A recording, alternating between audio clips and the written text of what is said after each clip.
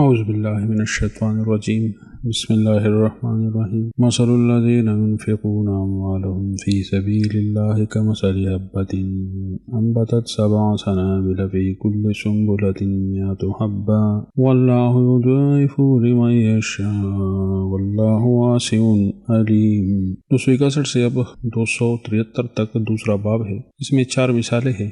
5 آیت قبولیت انفاق فی سبیل اللہ کے لیے ہے اور 7 باتیں اس آیت میں پہلا مثال ہے ان لوگوں کے لیے جو اللہ کے راستے میں خرچ کرتے ہیں۔ جہاد میں خرچ 1 کے بدلے 700 تک عوض اس کا شروع ہوتا ہے اور زیادہ کی حد معلوم نہیں۔ دانے کا مثال اس لیے دیا ہے کہ غلے کے پیدے بہت زیادہ ہے، عام ہے، تمام جانداروں کو ان کے فوائد ملتے ہیں اور اس طرح جہاد اور دعوت کے پیدے بھی تمام لوگوں تک شامل ہے، ان کو وہ ملتے ہیں اور وہ فائدے مجموعی بھی ہے۔ تو اس کا مثال جو ہے جوار کے چھلے سے دیا گیا، اور انفرادی فوائد ہے تو اس کا مثال جدا جدا علیحدہ دانوں سے دیا گیا، اور چونکہ دانہ سرسبز ہونے میں پانی اور زرخیز زمین کا محتاج ہوتا ہے، تو اسی طرح انفاق ایسے دائی اور طالب علم کے لیے چاہیے جس کا قرآن سے تربیت ہو رہا ہو، قرآن تعلیمات سے، جس سے تھوڑا جماعت اگر پیدا لے تو وہ دنیا میں بکر جائے، پھیل جائے اور ایک سے پھر دینی فوائد پھیلتے رہے، بہت دور تک وہ پہنچ جائے۔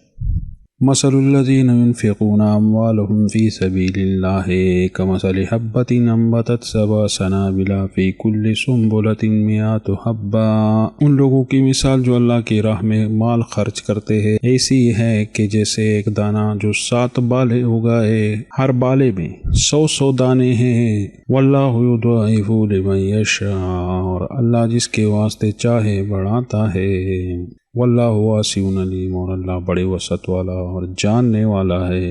262 نمبر آیت اس آیت میں 2 شرائط سلبی بیان کیے گئے ہیں، ایک من اور دوسرا اعضاء۔ یہ دونوں نہیں ہوں گے صدقے میں کیونکہ ان دونوں کاموں سے اخلاص کو نقصان پہنچتا ہے اور اخلاص شرط ہے۔ من اور اعضاء میں فرق یہ ہے کہ من جس کو آپ صدقہ دے اور پھر اس کا ذکر کرتا پھرے کہ پلا کو اتنا صدقہ دیا اور اتنا دیا، اور اس کو جتلائے کہ بھائی تمہیں اتنا دیا، تمہارے ساتھ یہ کیا وہ کیا، تو یہ من ہے۔ اور اعضاء میں ایک یہ ہے کہ اس صدقے پر اترائے کوئی اور پھر اس بندے سے خدمت بھی لے اس کی عوض، اور اسے زبان کی وجہ سے ایذا بھی دے، تکلیف بھی دے، اور بندے کو تنگ کرے، اذیت پہنچائے اپنی زبان سے، غصہ وغیرہ سے، تو یہ اعضاء ہے۔ تو یہ دونوں صدقے یہ نہیں کرنے چاہیے صدقات میں، یہ شرائط ہے۔ من اور اعضاء سے پاک صدقہ ہونا چاہیے۔ الذین ينفقون اموالهم فی سبیل اللہ ثم لا یتبعون ما انفقوا منا ولا اذى، جو لوگ اپنے مال اللہ کی راہ میں خرچ کرتے ہیں پھر خرچ کرنے کے بعد نہ احسان رکھتے ہیں اور نہ ستاتے ہیں، لہم اجرہم عند ربہم، تو ان کے لیے اپنے رب کے ہاں ثواب ہے، ولا خوف علیہم ولا هم یحزنون، نہ ان پر کوئی ڈر ہوگا اور نہ وہ غمگین ہوں گے۔ 263 نمبر آیت، اس آیت میں اعضاء کا نقصان ذکر ہے اچھے اخلاق کے مقابلے میں، اور اعضاء پر من بھی قیاس ہے۔ قول معروف، مناسب بات کہہ دینا، ومغفرۃ، اور معاف کرنا یا درگزر کرنا، خیر من صدقۃ یتبعها اذى، اس خیرات سے بہتر ہے جس کے بعد ستانا ہو۔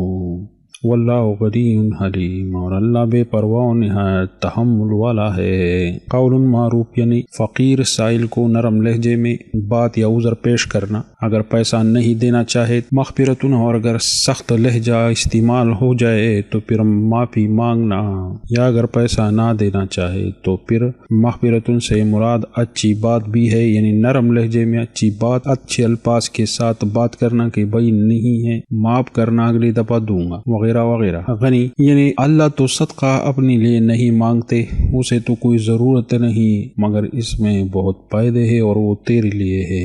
اللہ تعالیٰ تو غنی ہے، اسے تو کوئی حاجت نہیں۔ 264 نمبر آیت، اس آیت میں اب مثال ہے ان لوگوں کے لیے جو خرچ کرتے ہیں مگر طریقہ ان کا ٹھیک نہیں ہے، غلط ہے۔ اس میں مثال در مثال ہے۔ من اور اعضاء کا مثال ریا سے دیا گیا ہے، ثواب کی بربادی مطلب ہے۔ ریاکاری کی مثال صاف پتھر سے دیا گیا، جس پر کچھ اگتا نہیں ہے، اگر اس پر کچھ مٹی بھی ہے، اس میں دانہ بھی بو دیا جائے تو بارش آنے پر وہ مٹی بہہ جاتی ہے، دانہ ضائع ہو جاتا ہے۔ تو اس طرح ریاکاری سے کوئی فائدہ نہیں پہنچتا، خرچہ صدقہ کیا مگر ضائع ہو گیا۔ ریا کی مثال اس مٹی کی طرح بیکار بے پیدا چیز ہے، آخرت میں کوئی ثواب نہیں ملتا۔ اس آیت میں وابل سے مراد پتھر جو صاف ہو جائے، جو مٹی بہہ جائے، وہ ہے۔ یا ایھا الذین آمنوا لا تبطلوا صدقاتکم بالمن والأذى کالذی ينفق مالہ رئاء الناس ولا یؤمن باللہ والیوم الآخر۔ ایمان والو، احسان جتا کر اور ایذا دے کر اپنی خیرات کو ضائع نہ کرو، اس شخص کی طرح جو اپنا مال لوگوں کو دکھانے کو خرچ کرتا ہے اور اللہ پر اور قیامت کے دن پر یقین نہیں رکھتا۔ فمثلہ کمثل صفوان علیہ تراب صابہ وابل فترکہ صلدا۔ سو اس کی مثال ایسی ہے جیسے صاف پتھر کہ اس پر کچھ مٹی پڑی ہو، پھر اس پر زور کی بارش برسے، پھر اس کو بالکل صاف کر دے۔ لا یقدرون علی شیء مما کسبوا، ایسے لوگوں کو اپنی کمائی ذرا بھی ہاتھ نہیں لگے گی۔ واللہ لا یہدی القوم الکافرین، اور اللہ کافروں کو سیدھی راہ نہیں دکھاتا۔ ولا یؤمن، اشارہ ہے اس میں منافق اعتقادی یا وہ جو ثواب پر یقین نہ رکھتا ہوں۔ لا یقدرون سے مراد اس عمل کا کوئی ثواب نہیں ملتا۔ لا یہدی اس سے مراد ثواب دینا ہے یا زور سے ہدایت دینا ہے۔ 265 نمبر آیت۔ اس آیت میں تیسرا مثال ہے صحیح خرچہ کرنے کے لیے۔ یہ مثال اس کے لیے ہے جو مال صحیح مصرف میں خرچ کرتا ہے بغیر جہاد اور دعوت کے، پھر اس طرح تکرار نہیں آتا۔ اس میں دو دلائل ثبوتی ذکر ہے۔ نمبر ایک یہ کہ طلب اللہ تعالیٰ کی رضا کے لیے، اور یا طلب دنیا اور ریا مقصد نہ ہو، اللہ تعالیٰ کی رضا مقصد ہو۔ دوسرا یہ کہ ایمان پر دل کی پختگی ہو، کیونکہ صدقے سے ایمان میں پختگی آتی ہے، تو اس لیے دل کا مثال رب واسے دیا گیا۔ جس طرح وہ زمین جو زرخیز ہو، تو اسی طرح دل مومن کا جو ہے ایمان سے بھرا ہوا ہے اور اخلاص بھی ہے، تو اس لیے زیادہ انفاق کی مثال وابل ہے اور کم بارش کی مثال جو ہے طل ہے۔ اور اس طرح یہ دونوں شرائط کامل درجے میں ہیں، یا یہ کہ ایک شرط ہے تو وہ طل ہے اور دونوں شرائط ہے تو پھر وابل ہے۔ وَمَثَلُ الَّذِينَ يُنْفِقُونَ أَمْوَالَهُمْ ابْتِغَاءَ مَرْضَاتِ اللَّهِ وَتَثْبِيتًا مِنْ أَنْفُسِهِمْ كَمَثَلِ جَنَّةٍ بِرَبْوَةٍ أَصَابَهَا وَابِلٌ فَآتَتْ أُكُلَهَا ضِعْفَيْنِ۔ اور ان لوگوں کی مثال جو اپنے مال اللہ کی رضا حاصل کرنے کے لیے اور اپنے دلوں کو مضبوط کر کے خرچ کرتے ہیں، ایسی ہے جس طرح بلند زمین پر ایک باغ ہو، اس پر زور کی بارش برسے تو وہ باغ اپنا پھل دگنا دے گی۔ فَإِن لَّمْ يُصِبْهَا وَابِلٌ فَطَلٌّ، اور اگر بارش نہ برسے تو شبنم ہی کافی ہے۔ وَاللَّهُ بِمَا تَعْمَلُونَ بَصِيرٌ، اللہ تمہارے کاموں کو خوب دیکھنے والا ہے۔ تثبیتاً من انفسہم، ایک معنی یہ ہے کہ انفاق کرنے سے اپنے آپ کو صحیح اعمال سے مضبوط کرتے ہیں، اور دوسرا معنی یہ ہے کہ اللہ تعالیٰ کے ثواب پر یقین رکھتے ہیں۔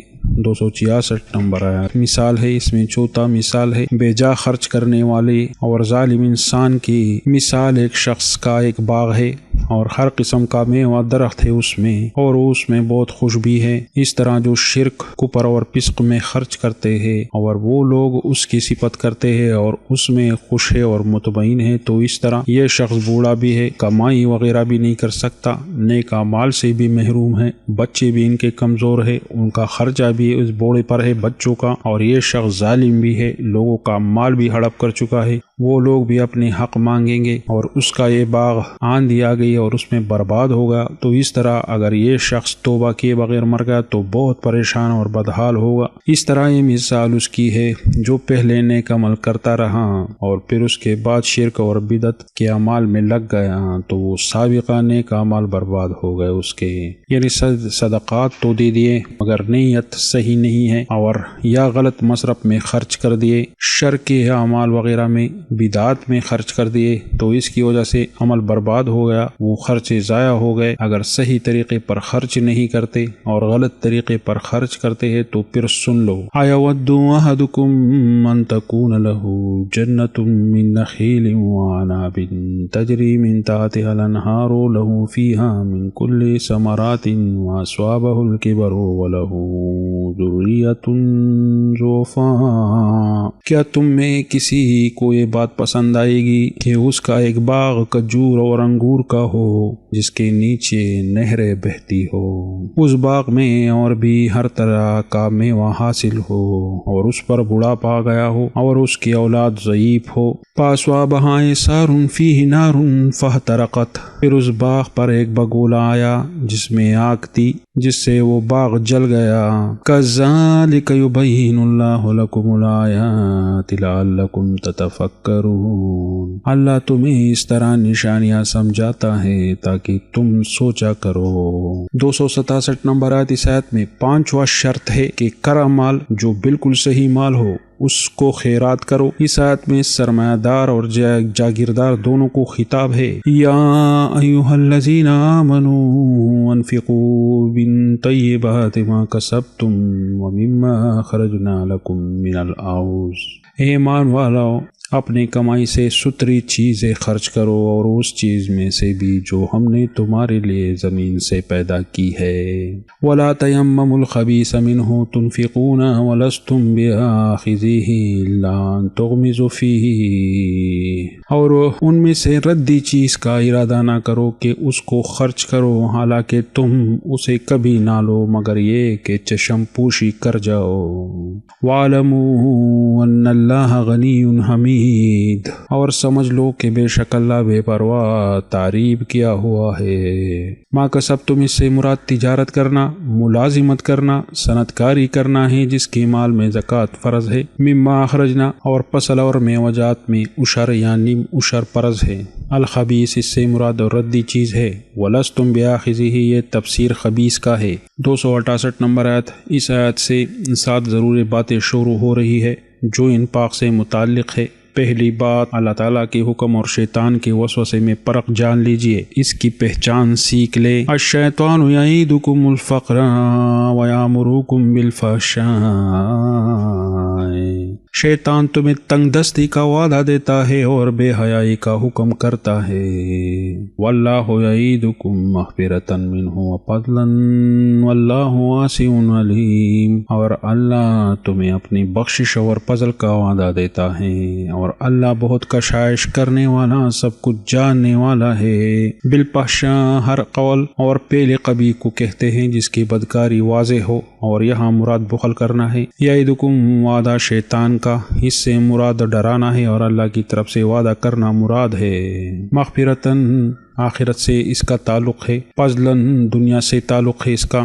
مال میں برکت ڈال دیا جاتا ہے، تھوڑے پیسے ہوں گے مگر ختم نہیں ہوں گے، زیادہ کام ہوں گے اس پر۔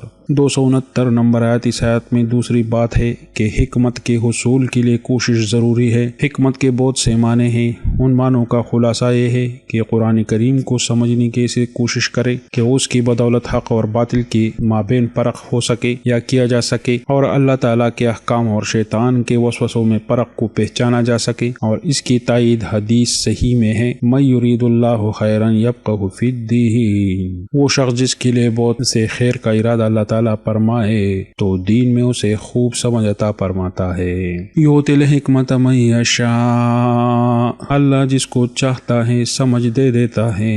ومن یؤت الحکمت فقد اوتی خیرا کثیرا، اور جسے سمجھ دی گئی تو اسے بڑی خوبی ملی۔ وما یذکر الا اولو الالباب، اور نصیحت وہی قبول کرتے ہیں جو عقل والے ہیں۔ 270 نمبر آیت، اس آیت میں تیسری بات ہے کہ صدقہ دینا غیر معینہ طریقے سے، اور اگر معین طریقے سے ہو جس کو نظر کہتے ہیں، اور ظالم سے مراد وہ ہوں گے جو بیجا خرچ کرتے ہیں یا نظر غیر اللہ کے نام پر کرتے ہیں۔ وما انفقتم من نفقۃ او نذرتم من نذر فإن اللہ یعلمہ، اور جو تم خیرات کے طور پر خرچ کرو گے یا تم کوئی منت مانگو گے تو بے شک اللہ تعالیٰ کو سب معلوم ہے۔ وَمَا لِلظَّالِمِينَ مِنْ أَنصَارٍ، اور ظالموں کا کوئی مددگار نہیں ہے۔ فَإِنَّ اللَّهَ يَعْلَمُ، میں اشارہ ہے جزا اور بدلہ دینے کی طرف۔ 271 نمبر آیت اس آیت میں چوتھی بات ہے، یعنی صدقہ دینے کا طریقہ چھپ کر اور اعلانیہ دینا، اور اس کے صحیح مصرف کے دو فائدے ذکر ہے۔ چھپے اور ظاہر صدقے کے مناسب اوقات اور جگہ ہے۔ ان تبدوا الصدقات فنعما ہی، اگر تم خیرات ظاہر کر کے دو تو بھی اچھی بات ہے۔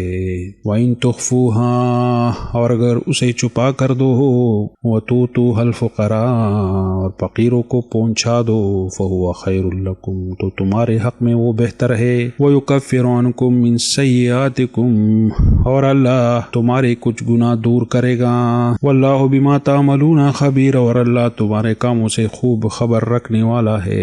وَتُؤْتُوهَا الْفُقَرَاءَ، فرضی صدقے فقراء کے لیے خاص ہے اور غیر فرضی صدقے فقراء کے لیے افضل ہے اور دوسروں کے لیے بھی جائز ہے۔ 272 نمبر آیت اس آیت میں پانچویں بات ہے کہ اگر کوئی کسی پر اس لیے خرچ کرتا ہے کہ وہ دین میں داخل ہو جائے، لیکن جب وہ نہیں مانے تو پھر اس پر خرچ کرنا چھوڑ دے اور پریشان ہو جائے کہ یہ بے فائدہ محنت ہے، تو اللہ تعالیٰ اس آیت میں تسلی دے رہا ہے کہ حق کا بیان کرو اور خرچ کرتے رہو اور پریشان نہ ہونا، کیونکہ سیدھے راستے پر چلانا اللہ تعالیٰ کی اختیار میں ہے اور تمہارے اجر تمہیں ضرور ملے گا۔ لیس علیک ھداھم ولکن اللہ یہدی من یشاء، اور انہیں راہ پر لانا تیرے ذمے نہیں اور لیکن اللہ جسے چاہے راہ پر لاتا ہے۔